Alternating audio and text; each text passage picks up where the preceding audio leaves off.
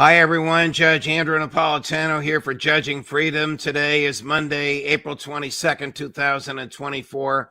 Scott Ritter joins us now. Scott, a pleasure, my dear friend. Thank you very much.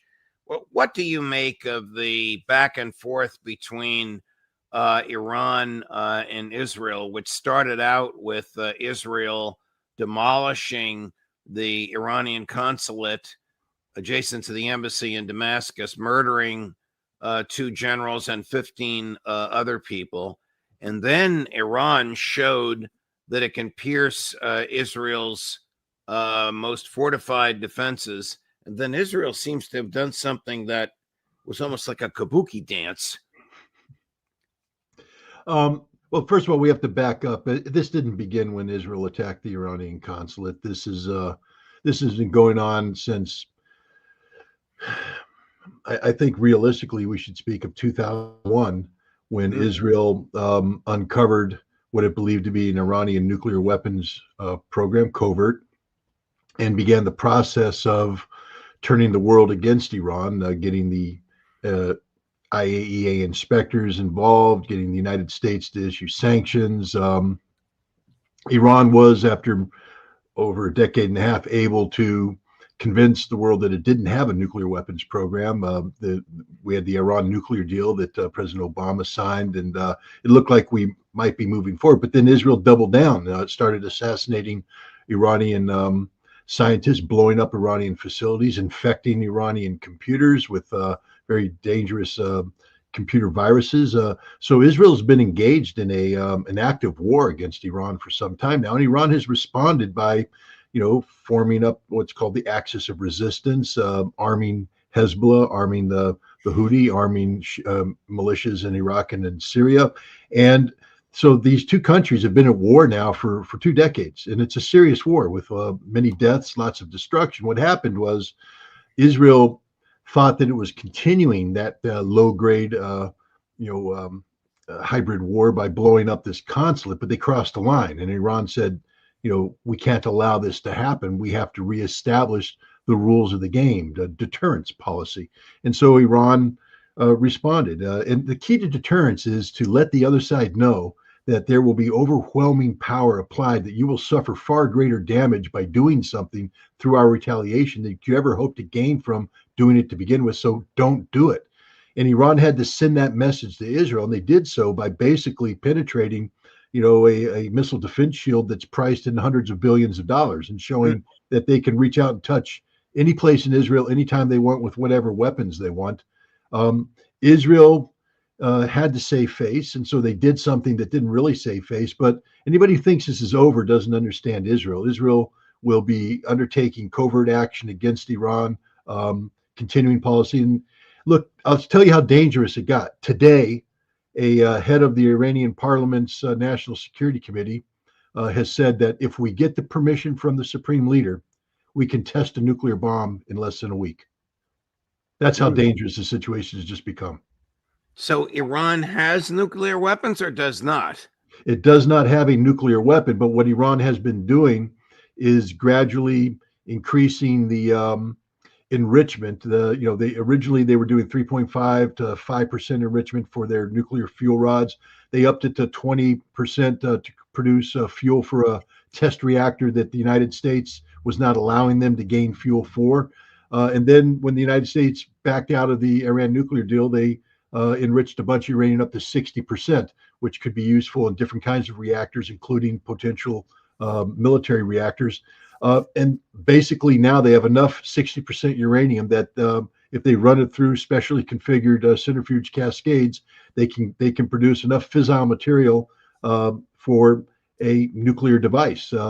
That's where we're at today. And the Iranians are some of the smartest people on the planet. They mastered the nuclear fuel cycle. There's no doubt in my mind that they know how to make a nuclear bomb if they want to. The Iranian leadership has said that nuclear weapons are haram, against Islam. They've issued fatwas saying we don't want it. But the thing about a fatwa is, especially in the Shia faith as practiced by the Iranians, it can be modified based upon current events. And if Israel is threatening Iran with nuclear weapons, Iran is basically saying, we're not going to sit here and take that. I mean, this is how dangerous this situation has become. Israel has literally pushed the world to the edge of a nuclear conflict in the Middle East. Can I guess who paid for that multi-billion-dollar defensive system that the Israelis have?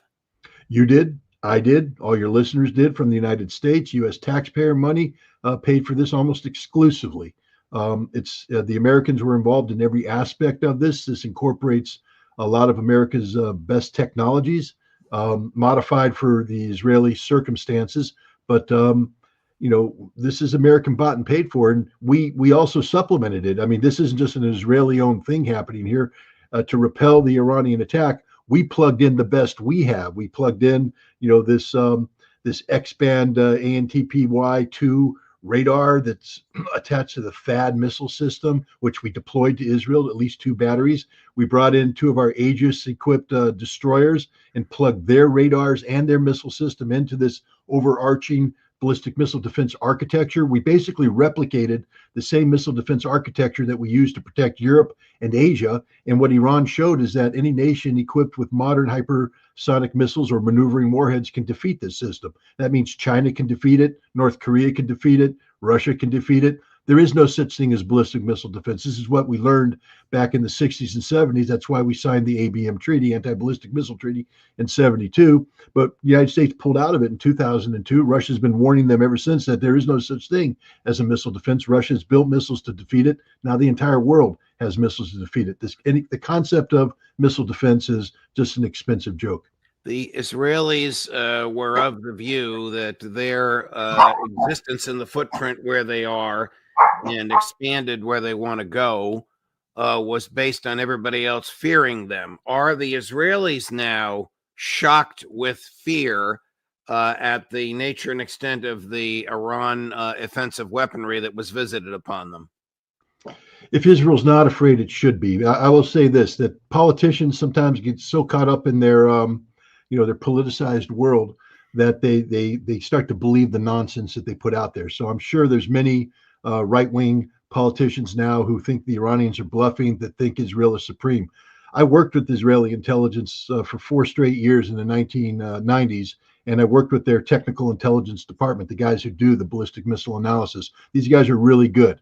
They're on top of their game, and therefore they know what Iran can do. They know what Iran did, and they're very scared. This is one of the reasons why Israel didn't massively retaliate, because they understood what would happen if they did. They were desperate to find a way out of this problem, which they did by throwing out some sort of face-saving nonsense that accomplished nothing. But the problem is they've pushed it too far. And the Iranians now have said, look, if you want to play this game, we will produce a nuclear weapon in a week. And if we can produce it in a week, that means we can have 3 weapons by a month. 3 weapons, all you need to take Israel off the face of the earth. So now what? Israel preemptively nuclear strikes Iran. We're into the realm of apocalyptic insanity at this point in time. Have you been able to confirm reports that the Saudi Emiratis and a few others have told the United States they cannot use their land or air space for an attack on Iran? Meaning if the U.S. backs up Israel, the U.S. is almost neutralized in terms of where it can go. I haven't been able to independently confirm that. What I can say is that I believe these reports are consistent with the political postures of these nations, which is to avoid confrontation with Iran. Saudi Arabia and United Arab Emirates are members of BRICS. They've signed on to BRICS, which is an economic forum that has increasing geopolitical weight. The Chinese negotiated a rapprochement between Saudi Arabia and Iran, meaning that they're pointing away from confrontation. And all nations in the region understand how destabilizing the American military presence is, especially when it's attached to aggressive Israeli behavior. And so it makes perfect sense to me that they would have told this to the United States, but I cannot independently confirm that. So what does Netanyahu do now? Invade Rafah, pick a fight with Hezbollah, pick a fight with Iran, and hope that Joe Biden backs him up? Well, he's in a very difficult situation. I think he's back to square one, which is to refocus his effort on Gaza, on Rafah, there's now talk about the Israelis doubling down on clearing out the population. I don't know if you saw the news, Judge, but the Palestinians are uncovering mass graves in the Khan Yunis area outside a hospital where over 400 civilians, many of whom have their hands tied behind their backs, their bodies were buried by the Israelis, clearly executions in violation of international law. I mean, the Israelis have gone insane. This is literally a nation out of control that's lost all sense of responsibility. It's a very dangerous nation. It's a nuclear armed nation. And the more Israel gets backed into a corner, the more dangerous it's going to get. Did the Israelis attempt to detonate a nuclear facility over Iran until the Russians stepped in? Is there any truth to that? Well, I know Pepe Escobar is a very well-known journalist who has published a post. He says he's getting ready to write a more in-depth article about this. I will say this: Pepe has his sources, and he stands by those sources. Sometimes sources say things that journalists muddle in the interpretation. There's no aspect of Pepe's story that stands up to technical scrutiny, meaning that the story he defined an F-35, a nuclear EMP weapon shot down over Jordan or Syria or someplace in that area by Russians, none of that passes the smell test. The F-35 you pick an F-35 for its stealth properties. It's not the ideal delivery system. If you were looking for a better delivery system, it would be the F-15E, which Israel has. But you pick the F-35 for stealth, which means you're limited to the weapons that you can put into an internal weapons bay to maintain your stealth configuration. That weapons bay is not big enough to hold a weapon that Israel doesn't have, which is basically an anti-satellite weapon, a rocket that can be fired by the F-35 as it goes up. You fire the rocket in the air. This one will be nuclear armed, and it'll have a nuclear detonation in the atmosphere, which then creates the EMP. But again, the size of the warhead on that translates into a very small area in Iran that would be affected by this, meaning that it has no strategic utility. It makes no sense. And plus, Russia's shooting it down. How does a Russian airplane get through America's air defenses, through our AWACS, through our coverage, to shoot down an F-35 in stealth mode? And there's no debris, there's nothing. I would say that Pepe's been taken to the cleaners on this one, but he has his sources. He's going to write something. Maybe he can prove me wrong. We'll see what he comes up with. If what he said is true, what became of the nuclear device? Where is it? In a desert somewhere? Well, that's the insanity of it, because again, the scenario he depicts means that the device would have had to have been made viable at launch. Now, there will be avionics and stuff in there that'll set off certain, safety aspects of it, so the weapon will be safe. But the actual nuclear material is in the weapon. In the old days, when we flew hydrogen bombs around, the crew would actually have to insert the pit into the weapon so that if the plane crashed on takeoff or something, you didn't have a actual hydrogen bomb around there assembled. This one, it would be there. So if they lost an F-35, A, that's huge. B, they lost a nuclear weapon. C, fissile material now sitting in the desert, where D, there's terrorists out there who, if they got their hands on this, could wreak havoc, whether or not they can actually detonate it, but they could use it to create a dirty bomb. It didn't happen. That's what I'm saying. It didn't happen. I'll bet a paycheck on that. Where is the United States on Israel's clash with Iran? The United States does not want a larger conflict. But now, again, Israel, because of their stupidity, what you don't want is a nation like Iran, after the United States, Israel, and the world has said, we will never allow you to have nuclear weapons. And you don't want Iran to now have declaratory policy that says, we got it within a week. We've had people out there speculating about this, that, and the other thing, but Iran's never committed to it. And that creates an environment of diplomatic uncertainty, so that when you sit down with the Iranians, you don't have to bring this up. It's unspoken.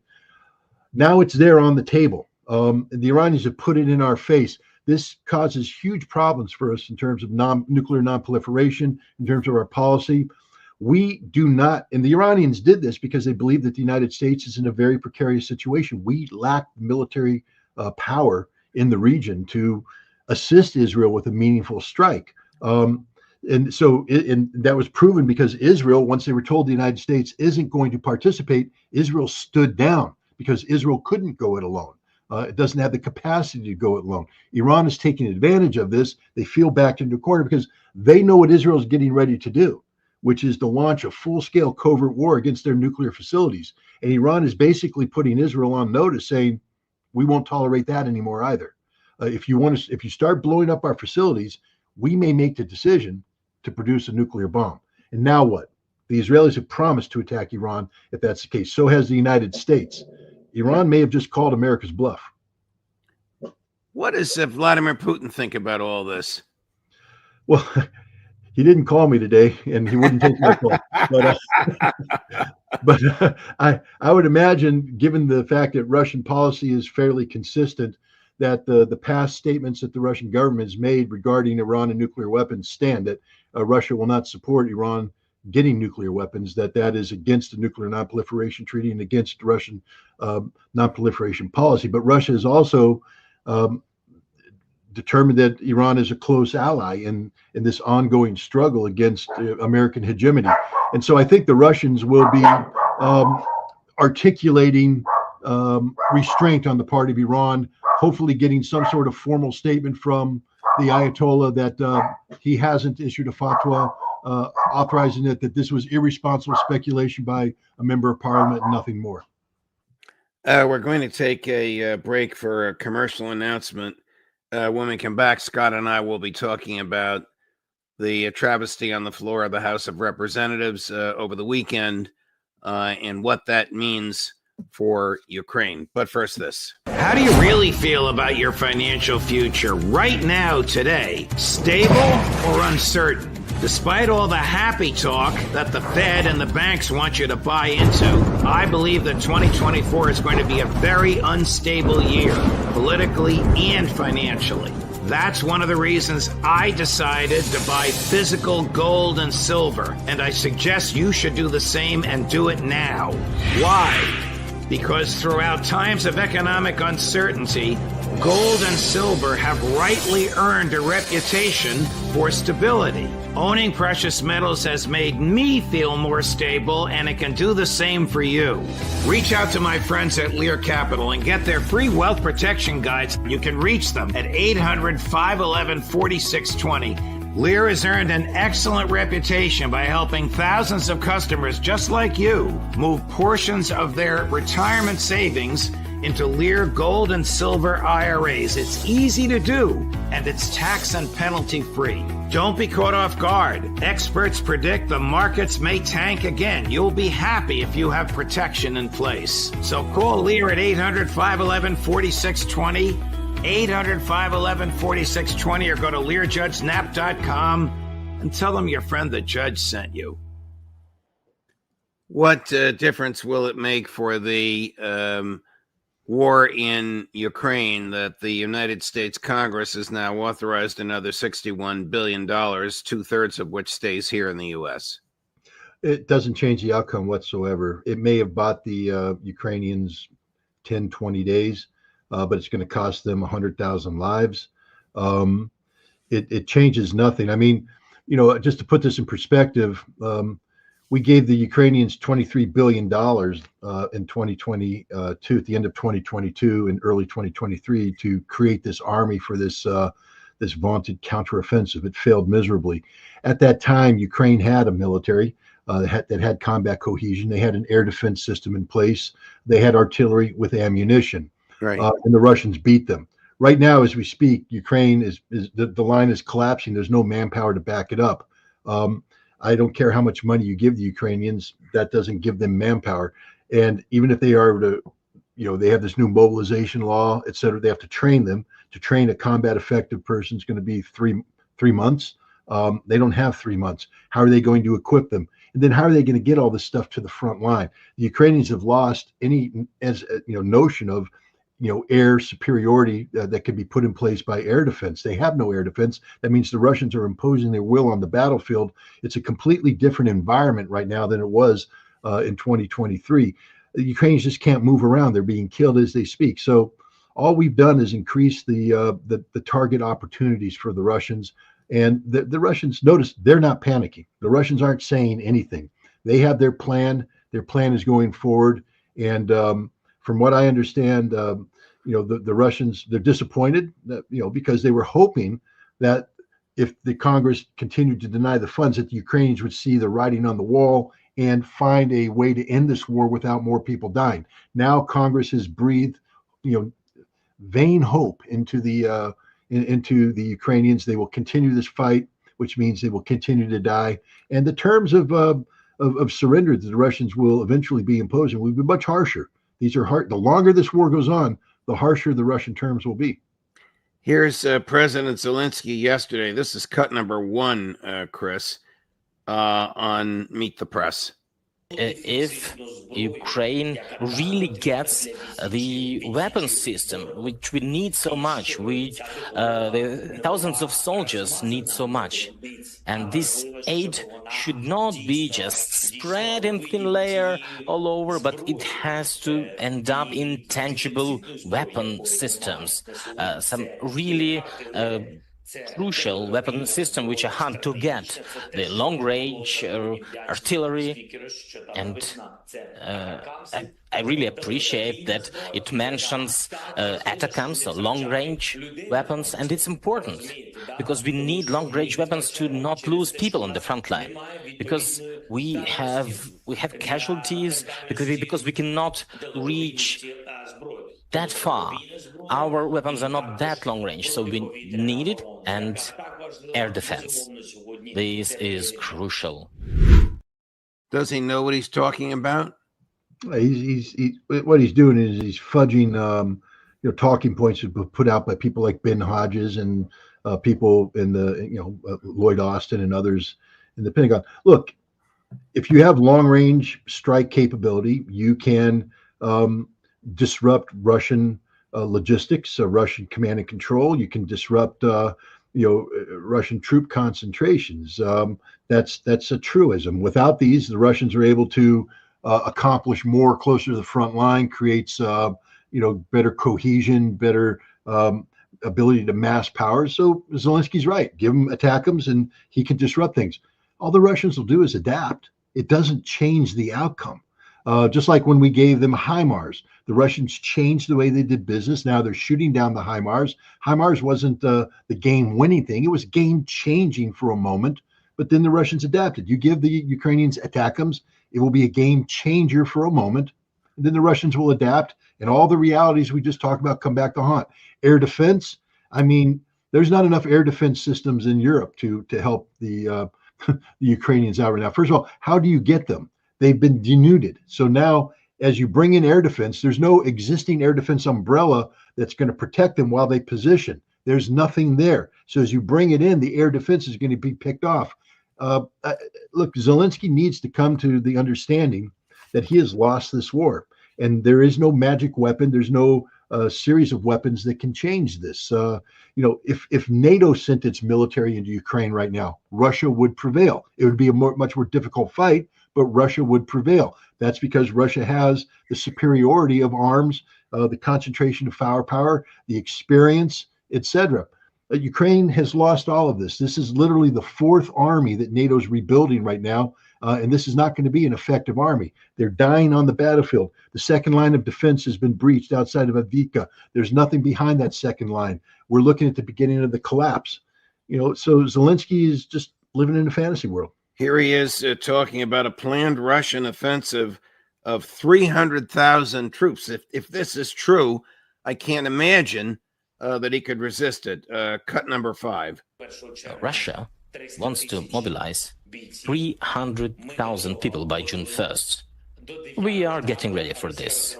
By May 9th, Russia expects that in the east of Ukraine, they will take Chasiv Yar city. I visited the region recently. I talked to the soldiers. The soldiers say that they lack equipment.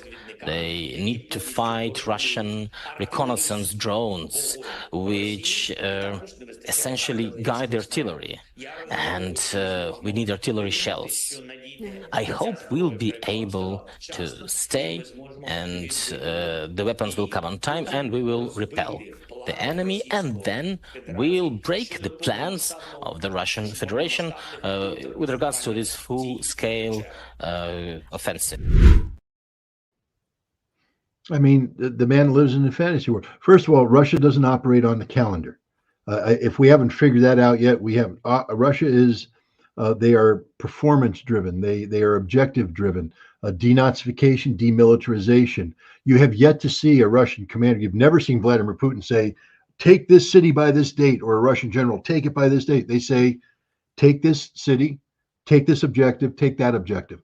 And the Russians move forward. And when they take it, they go, okay, now move on to this objective, this objective, this objective. The Russians don't sit there and say, we have to do something by a calendar. This is the fiction of Zelensky. May 9th, of course, is Victory Day. So he's trying to imply that Russia needs to take Chasiv Yar by Victory Day. Russia doesn't need to take Chasiv Yar by Victory Day. They just need to take Chasiv Yar when they take it.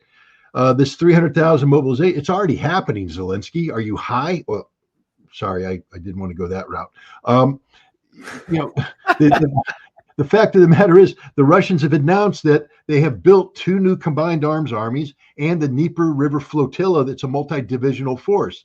The purpose of the combined arms army is to give them the ability, in addition to the 650, 700,000 troops that they have there, we're talking about another 200, 300,000, potentially 1 million soldiers that will surround Kharkov, will secure the rest of the Donbass, Zaporizhia, Kherson, secure the Dnieper River, meaning you'll have a flotilla in place on both sides of the river securing it, and have the potential to thrust down to Odessa. And this is something that they say they're going to be ready to do by June, July. They'll have accomplished this. So, I don't know where Zelensky thinks, how he thinks he's going to stop this. Does he think some ATACMS, some artillery ammunition will allow him to stop it? It didn't stop it. Wouldn't somebody in the Defense Department have made this argument to Mike Johnson and the Republicans and said, look, guys, I understand what you want to do with this money. You want to pay back your political donors, but don't expect this to change the outcome.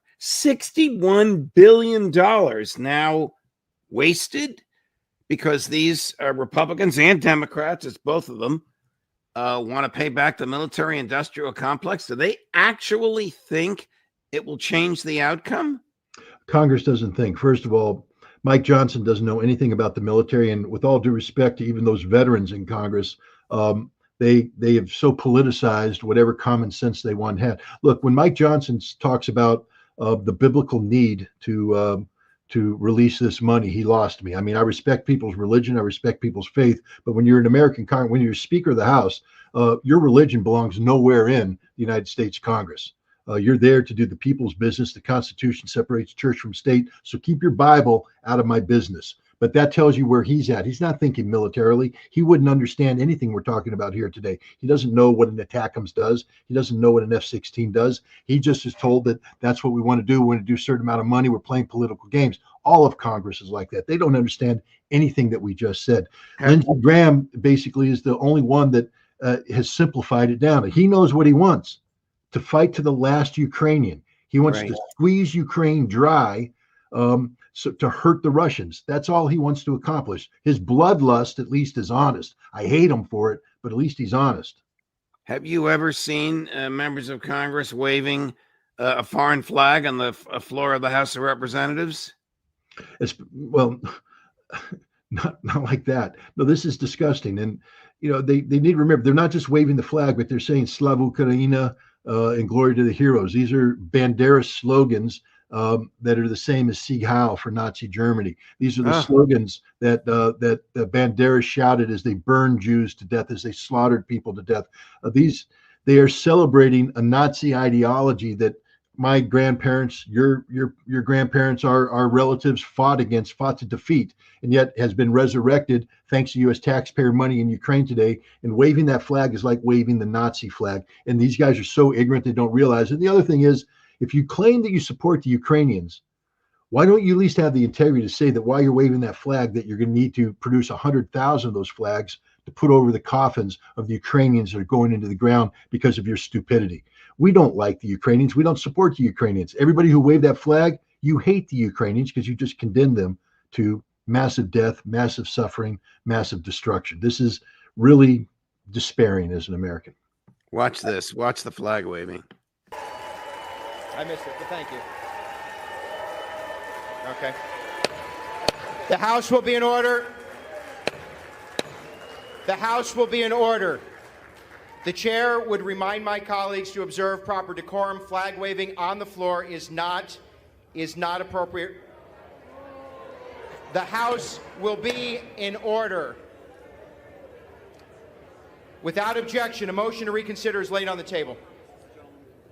For what purpose does the gentleman from Florida rise? I said no. The gentlewoman from Florida. Stand up. Okay. The gentlewoman is not recognized. Colleagues, no, I'm going to. The House will be in order. These are the people that just voted to allow the intelligence community to spy on us without warrants and to send between 21 and 26 billion to Benjamin Netanyahu and 61 billion in the name of the Ukrainians, though we know 2/3 of it will stay here. What a disgrace. And now you tell me that this is emblematic of Nazi sloganisms, the use of sloganeering, the use of that flag. Judge, I'll make something to make it even worse for you. Many of the Democrats and some of the Republicans, I don't know if any Republicans were waving flags, but the Democrats were waving flags there back in September of 2023, invited Azov Battalion Nazis to come into the United States Congress, speak to members of Congress, sell their Nazi memorabilia in the Congress to raise money for their Nazi cause. And they all said, no, it's just helping the Ukrainians. These are Ukrainian nationalists, not Nazis. The Nazi memorabilia had the Nazi symbology being sold in the United States Congress. I don't know why the American people tolerate this, why we put up with this, the disgraceful behavior of these people who claim to support Ukraine, but they don't know what they're supporting, or if they do know what they're supporting, then they should be condemned even more. Last question. Over the weekend, there was a rumor that came from a couple of sources, so I need to run it past you. Did France activate 1,000 troops and send them to Odessa? Not that I know of. France did send some advisors and some technical people in with some artillery pieces, which were immediately destroyed by the Russians, killing these French people. Macron, from what I hear, is extremely upset that the Russians dared kill these French people who were simply providing technical advice, except they were close to the front lines with an artillery piece that's designed to fire 155 millimeter rounds towards the Russians. But if France sent 1,000 people to Odessa, there'd be 1,000 coffins coming home right now. Russia's not playing around. They sent the signal to the French, and they made it clear. Those guys came in, and within a week, they were dead. And that's the future of any Frenchman that steps foot, any Pole that steps foot, any German that steps foot, any American that steps foot on the soil of Ukraine with the intent of doing harm to Russia. Scott Ritter, thank you, my dear friend. Thank you for the time, and thank you for the depth of your analysis. Always enlightening. Somebody wrote recently, listening to Major Ritter long enough is the moral equivalent of a PhD in military science. I would disagree, but thank you. Thank you, Scott. We'll see you again soon, my friend. All the best. Thank you. Of course. Let me just look at my calendar for tomorrow, dear friends. A long and fruitful day today from our perspective. Matt Ho at 2 o'clock tomorrow afternoon. Karen Kwiatkowski at 3 o'clock tomorrow afternoon. Kyle Anzalone at 4 o'clock tomorrow afternoon, all times Eastern. Judge Napolitano and all the rest of your favorites on this show before the week is out. Judge Napolitano for Judging Freedom.